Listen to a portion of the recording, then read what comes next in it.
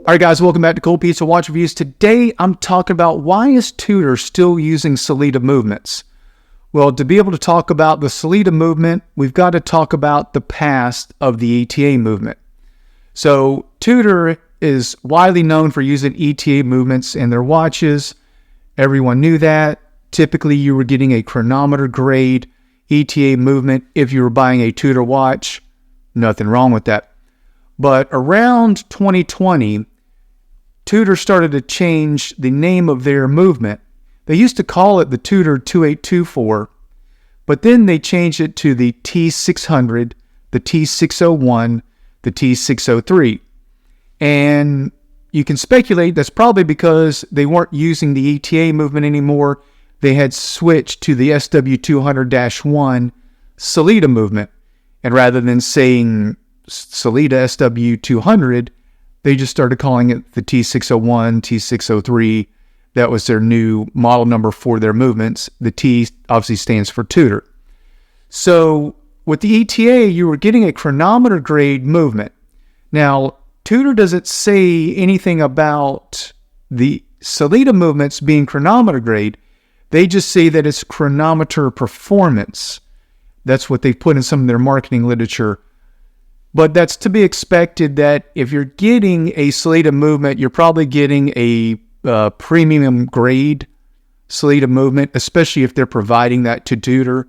So it probably is a chronometer level movement, but they're just not stating that. And that's what I would be expecting that they're putting in their watches, especially if it's Tudor, because when they were using the ETA movement, they were getting the top grade ETA movement. So that's fine, but my question is, Tudor has their own movement manufacturer, Kinesi. They can produce these movements for their watches, which they're already doing, but why are they still using these Sellita movements in so many of their models? Now, I'm going to go through which ones still have the Sellita movements here in a second. All right, before we get into the models that still have these ETA/Sellita movements, let's talk about what Tudor actually does to these ETA movements. For one, we know they changed the rotor out, and I'm sure they're doing that on the Sellita movement as well.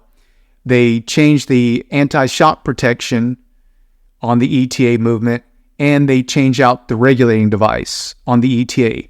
Now, we don't know what they do to the Sellita, but I think we can make a pretty good assumption that they would do the same thing, given that these are actually exactly the same movements. The SW200-1 is a replica or clone of the ETA 28242. So I think we can make that assumption that they're probably doing the same thing. You're getting a tuned up movement. You're not getting an off-the-shelf Sellita or ETA. So I think we can go with that.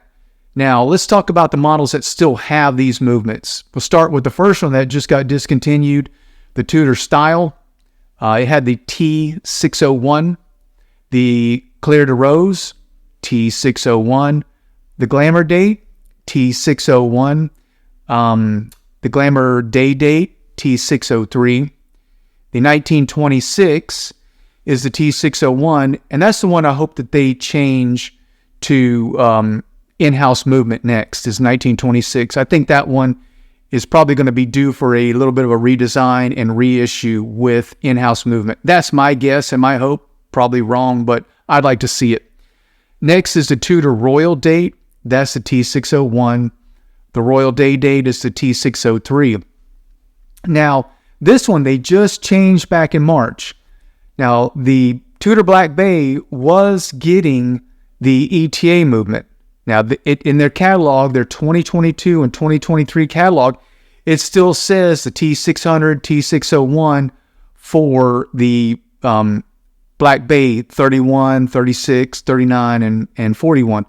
But that's changed now. You go to their website back in March, they changed it to the new movement. So if you're looking at the Black Bay, you're getting the MT 5400. For the 36 millimeter, you're getting the MT 5602 for the 39 millimeter and the MT 5601 for the 41 millimeter. And remember, MT means manufacturer Tudor. So anytime you see that MT manufactured Tudor, that's an in-house Tudor movement. If you just see that T600, T601, 602, 603, that's not an in-house movement. That's likely an ETA or Sellita movement.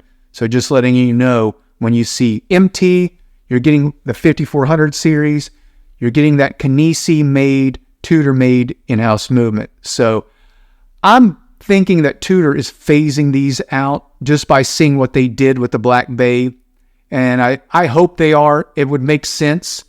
They would be completely vertically integrated to be doing their own movements in-house and not relying on a third party. So hopefully they're going to do that. I'm hoping for the 1926 to get changed out. Hey, and let me know what watch you think is next to ditch the ETA/Sellita movement and get a new Tudor in-house movement installed. So look, leave your comments below, and as always, I appreciate you tuning in to Cold Pizza Watch Reviews.